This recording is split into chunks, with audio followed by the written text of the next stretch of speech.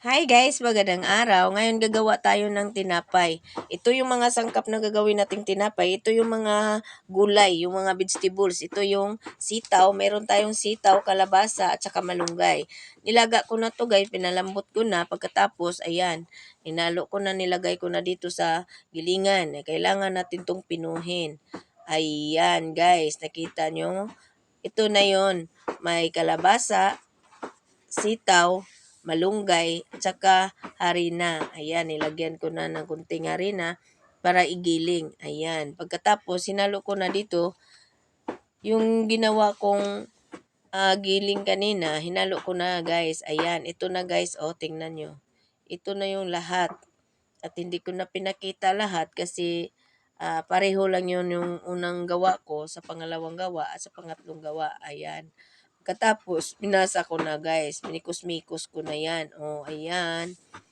Nakita nyo na guys. O, ito napakalambot nito guys. At hindi ko na pinakita yung mga pampalasa dito kasi alam nyo naman kung anong pampalasa ng mga tinapay.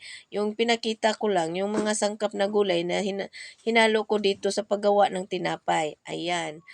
Tapos, ayan guys, tingnan nyo. Maganda na oh.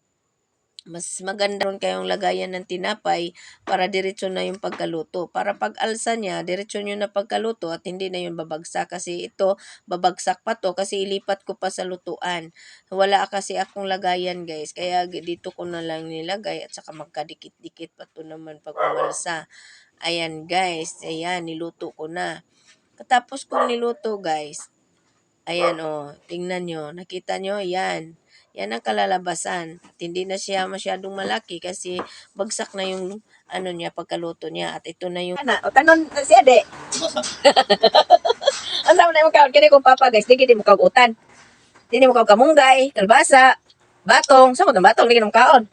Pero sa gigama na kong batong, sitaw, kalabasa at malunggay, ayan, tingnan mong papa ko. Kaon na siya. Nakakaug-utan na. Utan na siya tanan pa. Kaon ang guna. No. Pagod man. Ayan guys, nakakain na si Papa. At ito yung tinapay. Nakalimutan ko guys, nas video nasunog. Ayan. Nakakain na si Papa ng tinapay. Nakakain na siya ng gulay. Na ayaw niya kumain ng gulay pero sa ginawa kong gulay na ginawa kong tinapay, nakakain na si Papa. At ayan guys, nakakain na rin ako. Napakalambot. Ayan, wow. Napakasarap nito guys. Ito na guys, ito yung lahat na ginawa ko guys. Ayan. Wow, ang ganda. Ang sarap pa guys. Subukan yung gumawa guys para yung mga anak nyo, asawa nyo, mga kapatid nyo, lula nyo na ayaw kumain ng gulay. Dito, hindi sila aayaw. Kakain sila guys. Kagaya dito sa ginawa ko na cake na gulay din. Ganun din. Ito lahat napakasarap guys. Ayan. Thank you for watching guys. Please follow, like, and share. Guys, pakisubscribe naman.